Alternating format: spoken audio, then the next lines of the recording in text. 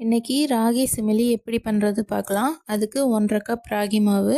ராகி மாவை நல்லா வெந்நீர் கொதிக்க வச்சு அந்த கொதித்த தண்ணியில் இந்த மாவை இப்படி சப்பாத்தி மாவு பதத்திற்கு பிசைஞ்சு வச்சுக்குவோம். வெந்நீர் ஊற்றி பிசைறதுனால ரொம்ப சாஃப்டாக இருக்கும். இப்போது ஒரு வாழை இலையில் எண்ணெய் இல்லைனா நெய் தடவிட்டு நம்ம வச்சுருக்க ராகி மாவில் கொஞ்சம் எடுத்து நல்லா ஈவனாக தட்டி விட்டுக்கலாம். தோசைக்கல்லை சூடானதுக்கப்புறம் அதில் 1 ஸ்பூன் நெய் விட்டு நம்ம தட்டி வச்சுருக்க ராகி மாவை இதில் சேர்த்துக்கலாம். மேலேயும் 1 ஸ்பூன் நெய் சேர்த்துக்கோங்க. 2 பக்கமும் நல்லா பொறுமையாக வேகட்டும். அடுப்பு ஃப்ளேம் அதிகமாக வச்சோன்னா கருகிடும். அதனால் மீடியம் ஃப்ளேமில் வச்சு நல்லா வேகட்டும். 2 பக்கமும் நல்லா வேந்தோடனே இதை ஆற வச்சுக்குவோம். இப்போ 1/2 கப்பு வேர்க்கடலை அதை நல்லா வறுத்து தொலியெல்லாம் ரிமூவ் பண்ணி வச்சுருக்கோம். 1/4 கப்பு கருப்பு எள்ளு இதையும் நல்லா வறுத்து வச்சுக்குவோம்.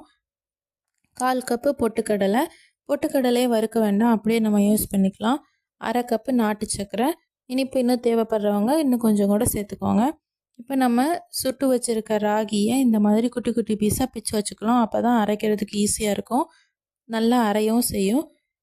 ஒரு மிக்ஸி ஜாரில் நம்ம வறுத்து வச்சுருக்க பொட்டுக்கடலை, வேர்க்கடலை, கருப்பு எள்ளு, ஒரு 1/2 டேபிள் ஸ்பூன் ஏலக்காய் இதெல்லாம் சேர்த்து நல்லா ஃபைன் பவுடராக அரைச்சிக்கலாம். எங்கள் வீட்டில் குட்டி பசங்க இருக்கிறதுனால நாங்கள் ஃபைன் பவுடராக அரைச்சிக்கிறோம்.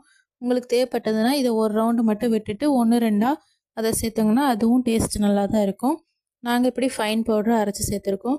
நாட்டு சர்க்கரையும் ஒரு ரவுண்டு மிக்சியில் அரைச்சிக்கலாம், ஏன்னா அதில் குட்டி குட்டி கட்டி கட்டியாக இருக்கும். அதையும் இதில் சேர்த்துக்குவோம். இப்போ நம்ம பிச்சு வச்சுருக்க ராகி அதையும் இதில் சேர்த்து நல்லா ஃபைன் பவுடராக அரைச்சிக்கலாம். எல்லாத்தையும் ஒன்றா சேர்த்து நல்லா மிக்ஸ் பண்ணிக்கலாம். இப்போ 2 கையிலையும் நல்ல நெய் தடவிட்டு நமக்கு எவ்வளோ பெரிய சைஸ் தேவைப்படுதோ அவ்வளோ பெரிய சைஸில் லட்டு மாதிரி பிடிச்சு வச்சுக்கலாம். படிக்கிறதுக்கு ஈஸியாக தான் இருக்கும். அவ்வளோதான், நம்மளோட ரொம்ப ஹெல்த்தி அண்ட் டேஸ்டியான சிமிலி லட்டு ரெடி ஆகிடுச்சு. கண்டிப்பாக ட்ரை பண்ணி பாருங்கள். வீடியோ பிடிச்சிருந்தால் லைக் பண்ணுங்கள், ஷேர் பண்ணுங்கள், சப்ஸ்கிரைப் பண்ணுங்கள், கமெண்ட் பண்ணுங்கள். பாய்.